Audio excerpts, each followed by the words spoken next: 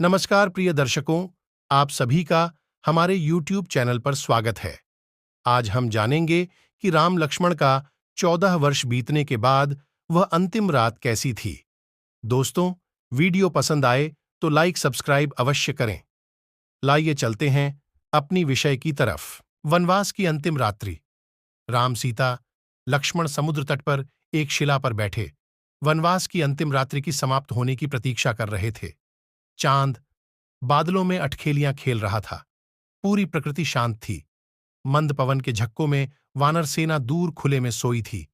तीनों के मन इस अंतिम रात्रि के सौंदर्य को भीतर संजो लेना चाहते थे। तीनों अयोध्या जाने को उत्सुक थे, परंतु वे ये भी जानते थे कि जीवन का एक और चरण पूर्ण होने को है और जीवन की इन 14 वर्षों की चर्चा अभी शेष है। राम ने कहा, लक्ष्मण, तुम हम दोनों से छोटे हो, इसलिए अभिव्यक्ति का पहला अवसर तुम्हें मिलना चाहिए। जी भैया, बड़ों का आदर हमारा सामाजिक मूल्य है। बड़े यदि छोटों की बात पहले सुन लेते हैं तो टकराव की कई स्थितियों से संबंध बच जाते हैं। ठीक कहा तुमने। राम ने लक्ष्मण के कंधे पर हाथ रखते हुए कहा, भैया, मेरा विश्वास सदा से मानवीय संबंधों में रहा है और इस पूरी वनवास यात्रा से मैं यही समझा हूं, यदि हम उनको सुदृढ़ नहीं बनाएंगे तो कभी भी सुखी समाज की स्थापना नहीं कर सकेंगे।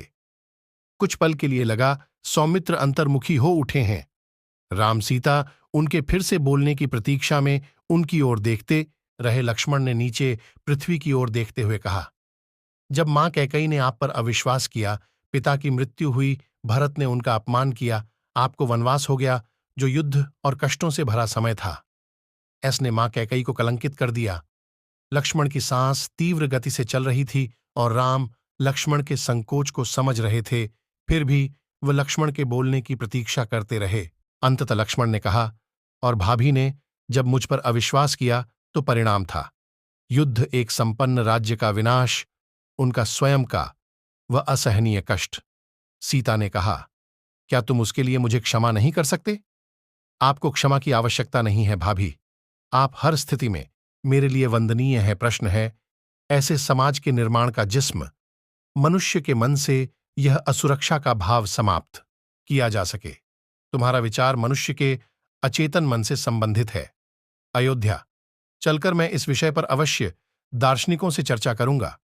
राम ने सोचते हुए कहा। सीता ने देखा राम की दृष्टि अब उन पर टिकी है। वह सोच रही थी, ऐसी उनके मन की कौन सी बात है जो राम से छुपी है, जिसे राम आज सुनना चाहते हैं।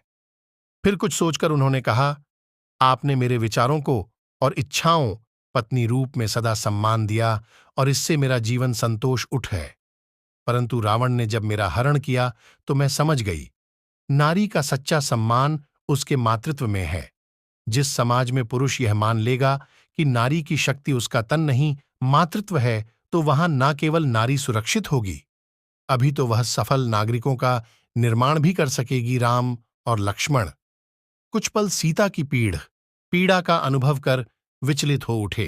फिर राम ने सीता के कंधे पर हाथ रखकर कहा, अवश्य जानकी, हम ऐसी अर्थव्यवस्था का निर्माण करेंगे जिसमें नारी अपना पूर्णत्व पा सके और समाज अपना संतुलन। अब आप कुछ कहिए भैया। लक्ष्मण ने कहा, मेरे पास कहने के लिए बस इतना ही है। मेरा हर निर्णय मुझे अपने भीतर की दीवारों से मुक्त करता गया, चाहे फिर वह वन आने का निर्णय हो या रावण को ललकार का। आज मैं भय मुक्त भविष्य पथ के लिए तत्पर हूं। इन 14 वर्षों ने मुझे हर किसी से प्रेम करना सिखाया है, अभाव में प्रयत्न करना सिखाया है। मैंने कभी स्वयं को यहां लाचार हो ईर्ष्यग्रस्त नहीं पाया और मैं समझता हूं यह सब तुम दोनों के प्रेम से संभव हुआ है। तीनों की आंखें नम थीं बहुत समय तक। वह चुपचाप इस बदलते समय की आहट को अपने सुनते रहे। दोस्तों, राम लक्ष्मण सीता ने ऐसा महसूस किया था जब वह 14 साल बाद अपने घर वापस अयोध्या लौट रहे थे।